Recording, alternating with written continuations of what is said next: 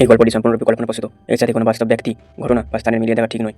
কোনো চরিত্র বা ঘটনার সাথে বাস্তব জীবনের কোনো মিল থাকলে তা সম্পূর্ণরূপে কাকতালীয়। এই গল্পের উদ্দেশ্য শুধুমাত্র বিনোদন। নমস্কার বন্ধুরা, আমি রূপম আর আপনারা শুনছেন রূপম স্টোরি লাইন্স। আজ আমাদের বিশেষ নিবেদন শ্যামডিহির শেষ ডাক। গল্পটা শুরু হচ্ছে, শুনতে থাকুন। শ্যামডিহি এই নামটা শুনলেই আশপাশের গ্রামের মানুষ মুখ নামিয়ে ফেলে। কেউ জিজ্ঞেস করলে বলে দিনে জায়গাটা যেমন তেমন, কিন্তু রাত নামলেই শ্যামডিহি আর শ্যামডিহি থাকে না।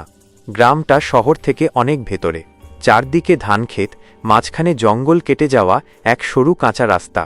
রাস্তার শেষে একটা পরিত্যক্ত শ্মশান। বহু বছর ধরে সেখানে আগুন জ্বলে না, তবু রাত হলেই নাকি সেখানে হালকা আলো টিমটিম করে। এই গল্পের শুরু চারজন বন্ধুকে নিয়ে: অমল, দীপঙ্কর, স্নেহা আর কৌশিক। অমলের মামাবাড়ি শ্যামডিহিতে। দুর্গাপুজোর ছুটিতে তারা ঠিক করল গ্রামে গিয়ে কয়েকদিন থাকি, শহরের ঝামেলা থেকে দূরে। প্রথম রাতটা একদম শান্ত। ঝিঁঝি পোকার ডাক, দূরে শেয়ালের হুক্কা হুয়া, মাঝে মাঝে কুকুরের কান্নার মতো আওয়াজ। হঠাৎ ঘড়িতে ঠিক 12টা বাজতেই খালের দিক থেকে ভেসে এল একটা ডাক, অমল, অমল। স্নেহা চমকে উঠে বসল। শুনলে? দীপঙ্কর বলল, হয়তো কেউ মজা করছে। কিন্তু ডাকটা আবার এল, এবার আরও স্পষ্ট। আর গলাটা এমন, না পুরুষ না নারী। অদ্ভুত কথা। পরদিন তারা গেল গ্রামের বয়স্ক লোক হরিনাথ কাকার কাছে। সব কথা শুনে লোকটার মুখ সাদা হয়ে গেল। ওই ডাক যদি শুনিস পিছনে তাকাস না বাবা, ওটা মানুষ না, ওটা ডাকা আত্মা।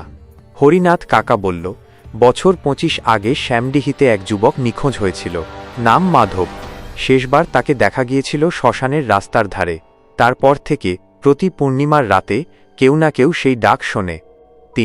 ভুল সিদ্ধান্ত। রাত নামতেই দীপঙ্কর বলল, এসব আজগুবি গল্প, চল শ্মশানে যাই। কেউ রাজি না হলেও শেষমেশ সবাই গেল। রাত 11:45। চারদিকে কুয়াশা। টর্চের আলোয় দেখা গেল একজোড়া পায়ের ছাপ। কিন্তু ভয়ঙ্কর ব্যাপার, পায়ের ছাপগুলো উল্টো দিকে মুখ করা। স্নেহার হাত কাঁপতে লাগল। আমরা ফিরি। ঠিক তখনই, দাঁড়াও, আমাকে একা রেখো না। গলা এবার ঠিক তাদের পেছনে। শ্মশানের ভিতর কৌশিক পিছনে তাকিয়েই চিৎকার করে উঠল। একটা মানুষ দাঁড়িয়ে, চুল মুখ ঢেকে রেখেছে, পা মাটিতে ছোঁয় না, চোখ দুটো কালো গর্তের মতো। সে ধীরে ধীরে বলল, আমি পথ হারিয়েছি, তোমরা আমাকে দেখেছিলে না? হঠাৎ টর্চ নিভে গেল। চারদিক অন্ধকার, শুধু শোনা যাচ্ছে হাঁটার শব্দ, কিন্তু পা মাটিতে পড়ছে না। নিখোঁজ। পরদিন সকাল, গ্রাম জুড়ে হইচই। কৌশিক নিখোঁজ।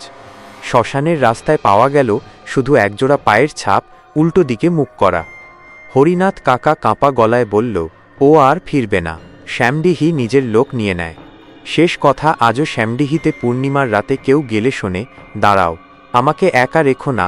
আর যে ডাকের উত্তর দেয় সে আর কোনোদিন ফিরে আসে না। বন্ধুরা, শেষ হলো আজকের গল্পটা আপনাদের কেমন লাগলো অবশ্যই কমেন্টে জানাবেন। যদি ভালো লাগে অবশ্যই ভিডিওটা লাইক করবেন, আর আমাদের চ্যানেলে নতুন না থাকলে অবশ্যই চ্যানেলটা সাবস্ক্রাইব করে রাখবেন এরকম আরও নতুন নতুন গল্প শোনার জন্য। আজকের মতো এখানেই রাখছি।